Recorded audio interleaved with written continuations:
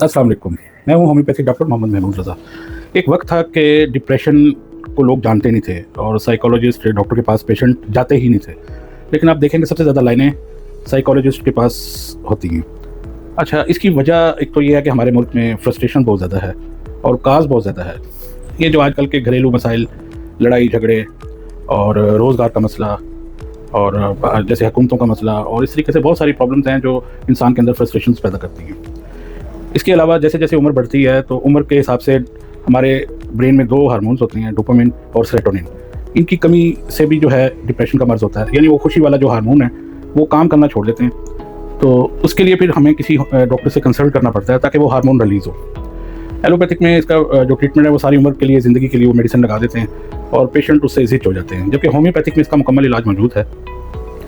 ख़ास तौर पे ये जो सेरोटोनिन और डोपामिन हार्मोन्स हैं, इसको रिलीज़ कराने के लिए हमारे पास जो दवाइयाँ हैं उनमें बहुत सारी अद्वियात हैं, जिनमें से रेफरेंस में चंद दवाइयाँ बता रहा हूँ। लेकिन क्योंकि होम्योपैथिक जो वे ऑफ ट्रीटमेंट है वो काजेशन पे है, सेंसेशंस पे है, लोकेशंस पे है, मोडालिटीज़ पे है, तो इसके लिए बेहतर तो ये है कि आप सेल्फ मेडिकेशन ना करें और किसी भी अच्छे से होम्योपैथिक डॉक्टर से रब्ता करें।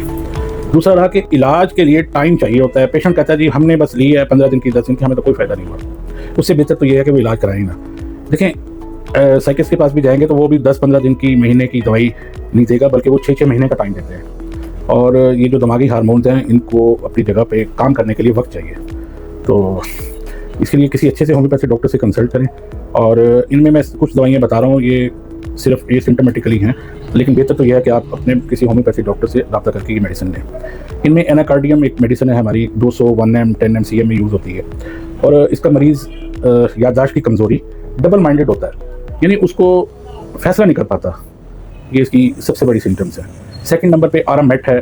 आरामेट का मरीज़ मायूस होता है, उदास होता है और आरामेट सेरोटोनिन हार्मोन्स को रिलीज़ करवाती है।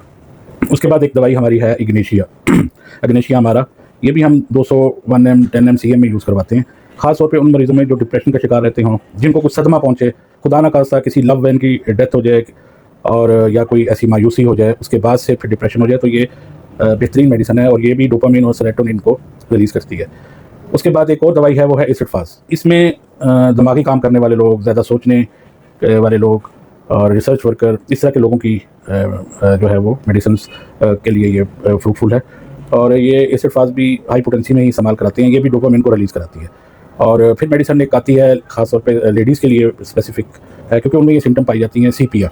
सीपिया भी एक बेहतरीन रेमेडी है जो आपके डोपामिन और सेरोटोनिन को रिलीज़ कराती है। इसकी मरीज़ा जो है वो जज्बाती होती है और नफ़रत करती है अपने मियाँ से, अपने बच्चों से। तो इस तरीके से ये मेडिसिन्स की और भी फ़हरिस्त है जो आप इस्तेमाल कर सकते हैं। और लेकिन बेहतर ये है कि किसी भी अच्छे होम्योपैथिक डॉक्टर से रब्ता करें और जितना टाइम वो दे, कम से कम 5-6 महीने आप उससे मुकम्मल ट्रीटमेंट करवाएँ, ताकि यह है कि आपको उसका मुकम्मल फ़ायदा हो। 5 वक़्त की नमाज़ पढ़ें, अल्लाह की ज़ात पे भरोसा रखें। हमने एक अल्लाह से अहद भी किया हुआ है कि जो होता है अल्लाह से होता है, और ईमान मुफ़स्सिल और ईमान कामिल भी यही है कि अच्छी बुरी तकदीर और मरना जीना हर चीज़ जब है ही अल्लाह के इख्तियार में, तो फिर सोच कैसी। तो उम्मीद है कि आप अपनी सेहत का ख्याल रखेंगे। आपका बहुत शुक्रिया। अल्लाह हाफ़िज़।